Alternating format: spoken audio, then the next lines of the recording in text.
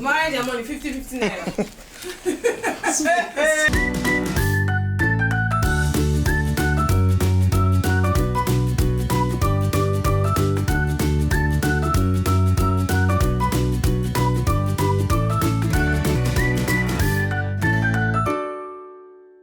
Welcome, guys. This episode is great having you with us again. We appreciate your time, your energy, your love, your press support, all the comments, likes, and shares that we've enjoyed. Thank you so much. And those people that are watching online, your data. Yes, so very important. You know how it is. Before you can refresh the page, 2 gigabytes have gone. Thank you for all of that. Today we're going to be discussing something very amazing, something that applies to everybody who is married or planning to get married. An extremely important topic. And that's what? Money in marriage. Do you have this kind of money? Can this money make you married? If you have it in stacks and stacks and stacks and stacks and stacks and stacks and stacks and stacks and stacks and stacks and these are notes. Depending on when you're watching this might not even be able to buy anything in marriage. You can't even buy one single strand of this. Sorry, you can't even buy. But on a serious note, what can 50 naira buy now? The 50 naira can probably only buy you 2 wraps, sachets, packs of biscuits. Yeah, but it depends on how many 50 naira notes you have. So we're going to be talking about all of that, all things money today. How do you make money in marriage? Who earns more? Who should earn more? How do you apply that? What are the implications of that? Who spends on what? Who pays for what? Yes, absolutely. So tell my friends about this. Call somebody around you and say, hey guys, let's watch this together because it's going to be exciting and we're going to see you soon.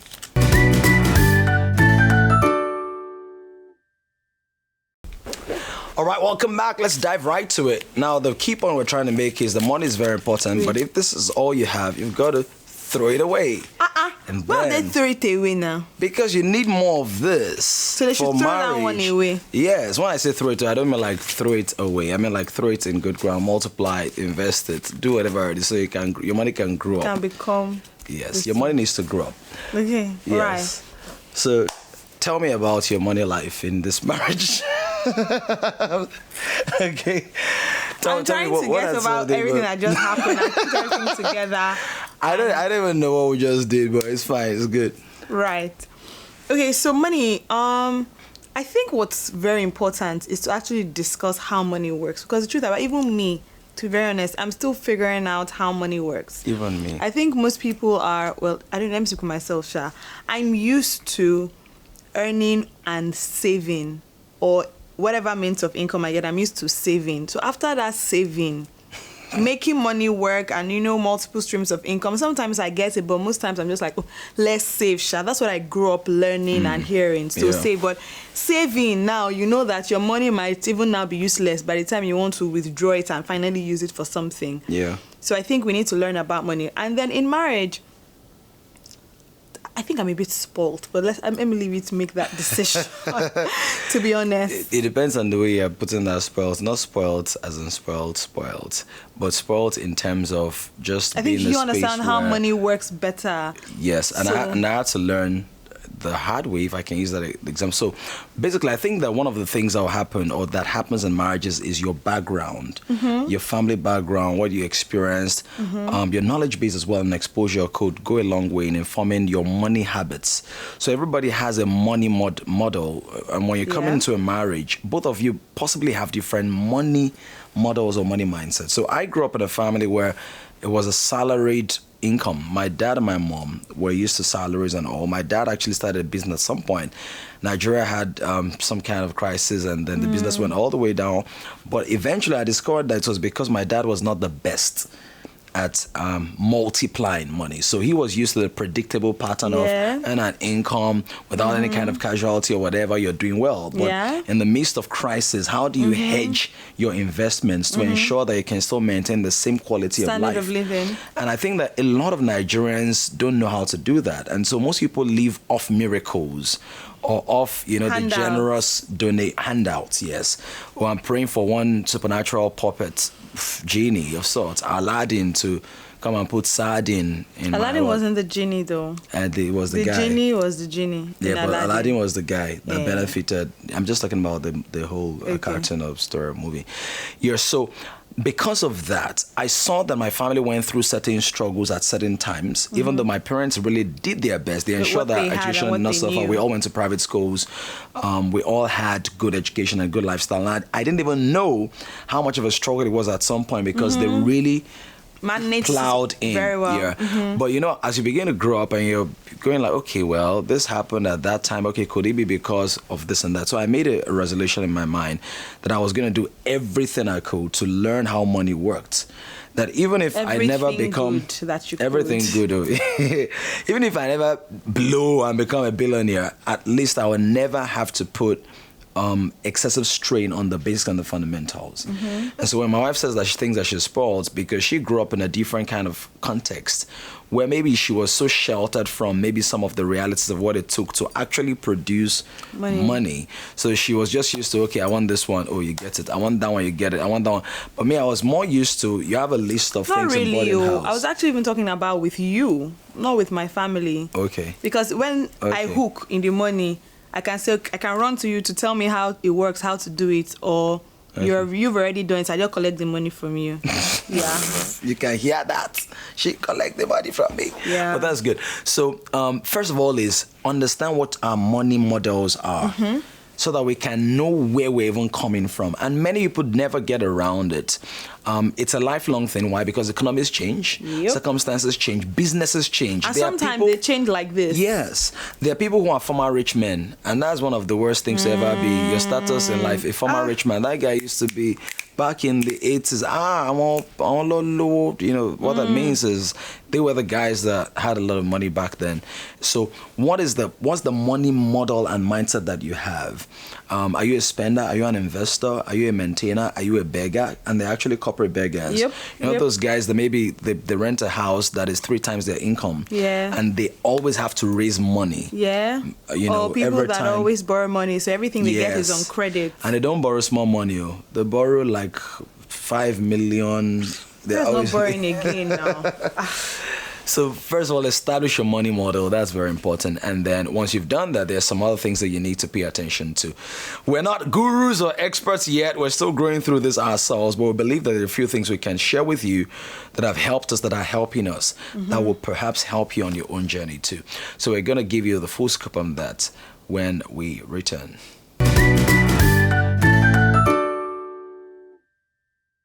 All right, so we're still talking about money and marriage, and we've established the fact that you need to know your money model, your background, your historicity, the things that have formed your mindset about money. And after you've done that, this is something you can't run away from. No matter how disciplined, frugal, intentional, strategic you are, you still must have streams of income. So you must consistently increase your earning capacity. This is the reason life schedules your expenditure, so you have to plot your income. Life doesn't schedule your income, it schedules your expenditure. What does that mean? Inflation is going to happen whether you earn or not. Bills are going to come whether you earn or not. In Africa, your cousin is going to call for a need. Yeah, your mom, your your dad, dad. your in-laws, your outlaws, hopefully not. But the tax man, somebody's going to come for your money. So how do you intend to increase your earning capacity? Our recommendation would be that both parties should at least have something doing that contributes. Now, not everybody can hold down a 9 to 5 based on the specifics of their lifestyle or the stage of your marriage. Like if you've just had a baby And you want to stay home with the child and nurture the kids, and there's nothing wrong with that, please. Yes. As long as you guys have an understanding of how that is going to impact on the long-term health of so your you have marriage. timelines and plans of what you're going to do when you exit that phase of your life. Yes. But let me just do a bit of a sidestep and appeal to women. Please, I beg you. No matter what it is you're doing, no matter how small or seemingly inconsequential it is, even if it's not a 9 to 5, you must do something that brings you money. And I don't mean money so that you have my own money so that I can tell my husband that he should talk to the hands. But life happens. Unfortunately, a husband might lose his job. Heaven forbid, your husband may pass or something. You might just need extra money. You found this beautiful house you can finally buy and move into and end landlord and landlady wahala, neighbor wahala. And then you just need a few extra thousands or maybe a few extra millions to do it. Instead of begging or borrowing or taking loan, if you have it, boom, you are sorted. So please, women. That's an important point. The women also need to contribute. It's not from a pressure point, like, oh, you must do or die, feel bad if you don't know. That's not what we're saying, but it's just advisable based on our experience and stories that you hear about things happening in the marriage where the husband or the man of the house can no longer provide as much as he used to. But apart from the money you earn, it's also important to know that there's the person you become by earning. So the relationships you build, the networks you develop, the capacity, the exposure, accountability, structure, systems in place. A part of your brain, I believe, opens up when you have to actually handle money or resources.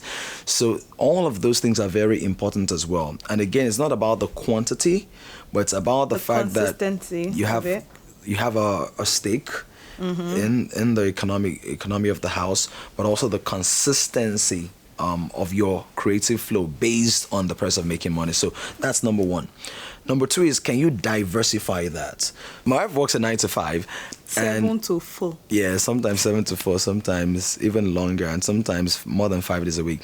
Apart from that, she also speaks, not as often as I do, but when she speaks in some of the places, not all the places, she gets an honorarium, or maybe she gets a referral to something else, or a paid job. And it might not be a lot of money, but that makes a difference in certain aspects. I don't have to go and always ask for Pampers, Cortex, tomato, you know, basic things, petrol in the generator. I can just do all of that, and I don't have to bug him as he's coming in for after a long day.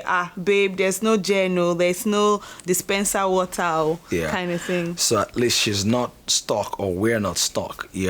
And so you keep building all of that. Now on my own part, I've worked for myself for many years, and my primary source of income is my speaking or communication, but I don't rely just on speaking. So there are many aspects of that as well. So I've got my books, I've got my audio programs, I've got my coaching programs, I've got corporate training programs, I've got small group discussions, I've got one-off seminars. You've got a lot going. So from that one stream, I'm not trying to impress anybody. I'm just saying that some people just be like, I'm just talking. But what happens, God forbid, if you lose your voice, or God forbid you develop a voice infection, or you're not able to use your primary tool again.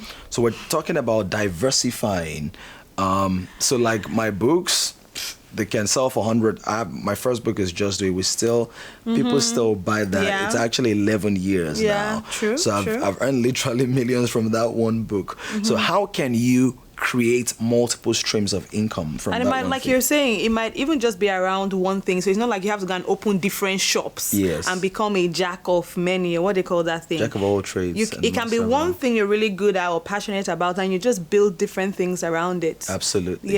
Yeah. So there's that. Now, okay, I was going to talk about budgeting. Oh, yes. Because most times, you know, that's true. especially people that work 9 to 5, you know, money is coming at the end of the month. And so you've already, I'm going to spend it on this, I'm going to spend. So as the money is coming, I'm like, oh my God, I only have 45K left. And then get into panic mode. How do I save? It's still the 3rd of March. And then you've got, before you used to have too much money left at the end of the month, but now I have too much month left at the end of your money.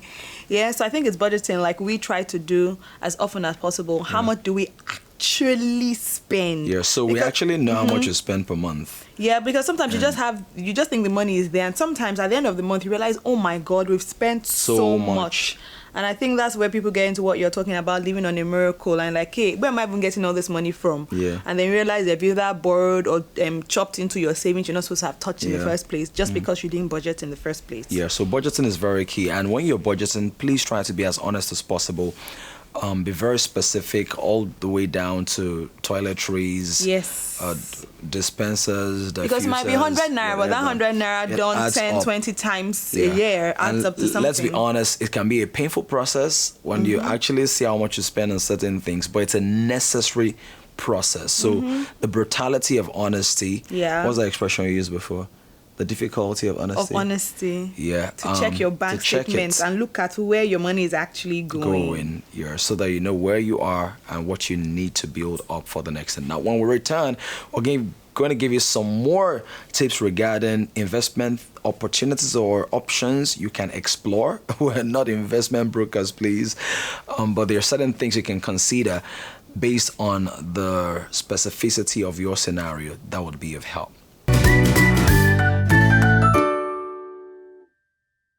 So we've spoken about a couple of important things. One of them is budgeting. It can be hard and painful, but you have to. It has to be done. Yeah. If you're really serious about your financial future, you need to know what you currently spend, what you currently earn, the gap between both, so that you can know what to make up or what your next line of action should be.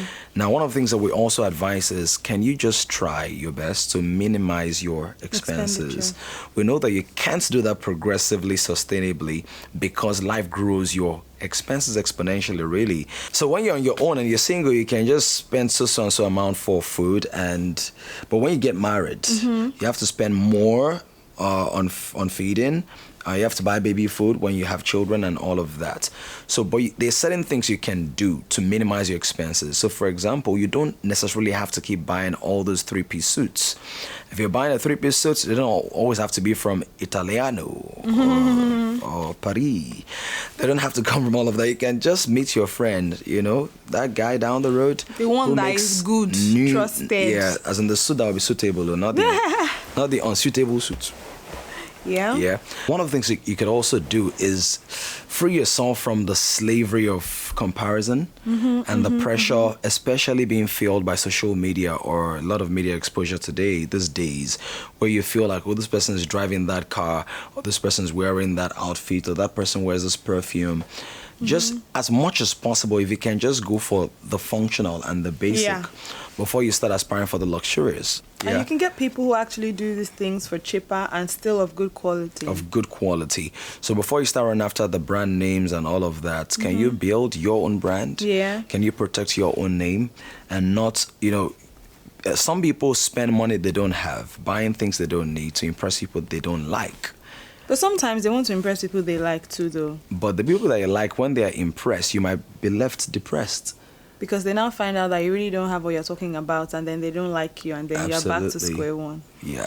Okay. So just monitor that. Now, if you can also keep that minimizing your expenses and expenditure, can you also think about barter? Okay. That's something I believe in. I've done. Yeah, I do that. Not can negotiate anything. Yeah, not like my yam for your fish kind of barter. But you can do that one too. I can actually. If the need arises. Yeah. Yeah. But I can trade training sessions or my books for clothes. Right, or shoes. So it's not every time somebody is wearing a fantastic watch that they actually paid for it. Money to buy they spent money for it. So explore that as well. If you're a hairdresser or hair maker, can you make hair for somebody in the media, and then you get free airtime, or somebody who runs a vlog, and then you get free exposure and all of that. Not free, but you get exposure in return. For value, yeah. Then finally, except you have some other things to share, it's now also about investments. Which can be a tricky one sometimes, because we have a lot of gory stories of people who have invested tons of money and then it's just a fat mess. Yes. If I heard a story of some guy who invested in a piece of property, landed property around the Lekki Ajah axis. Long story short, when he eventually gets there, the guy has run away with his money. He finds community people there, and I think he had invested over 40 million. Because he was planning to come to Nigeria. He had been in Europe for many years. Money the guy has been working hard for and saving. So in investments, get good advice. We're not investment brokers. Let me say that again. Get good advice from investment brokers that you can trust. If you're going to invest in land or property, go to the office. Place not just the face to it. Have certain tabs. Yes. And paper trails. Paper trails, yes. Receipts, proper documentation. Understand what kind of title the land is going to have. Try your best. I can't tell you where to put your money, but please, if they're saying just drop your money and come back and after next week you have $5 billion, just keep the 500,000 you have now.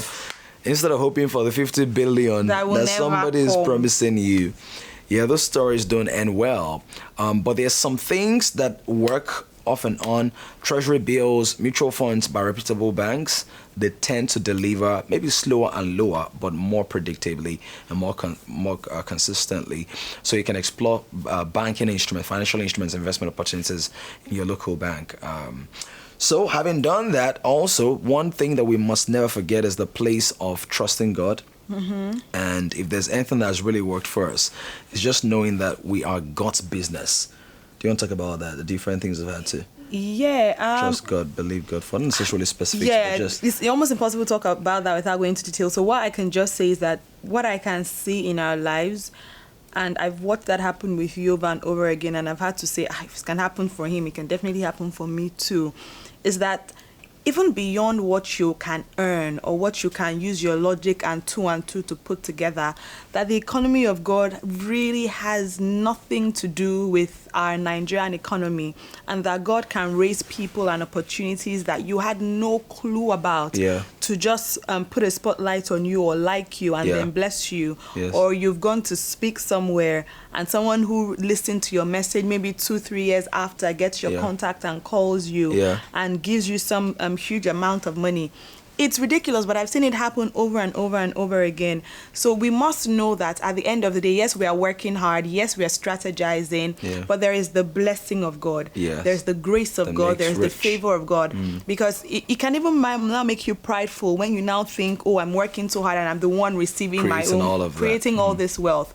But sometimes when God just slaps you with the money that you know that if I work from now till the end of the year with all my bills and everything, I can't get this, then you'll be humbled, and it will also help you avoid fretting. Yes. And avoid getting afraid or nervous that these bills are coming when you know that God can sort you out in a go. Yes. Yeah, that really so helps. when Jesus teaches about that, it talks about looking at the birds of the air, that they don't toil, they don't rot, they don't have storehouses and all of that. It's not against you having strategic plans, it's just against you worrying, trusting God, believing that there will be opportunities and favors, like LL has said, my beautiful wife has said, and in all of that, you are going to be fine. You really will be. I was going to say something though, talk about it or ask it, I'm not sure. The place of how much each person should contribute or give, and are you bothered that, or should a man be bothered that his wife earns a bit far less than he does, so the spending and contribution percentage isn't balanced? Well, I don't think either party should be bothered, except if it becomes an exploitative or abusive, paracetamol demanding the relationship. Sometimes will quench the pain now. And as I'm saying, paracetamol demanding. Okay. When your finances now start giving you a headache because you're earning so much money, the other person is just spending.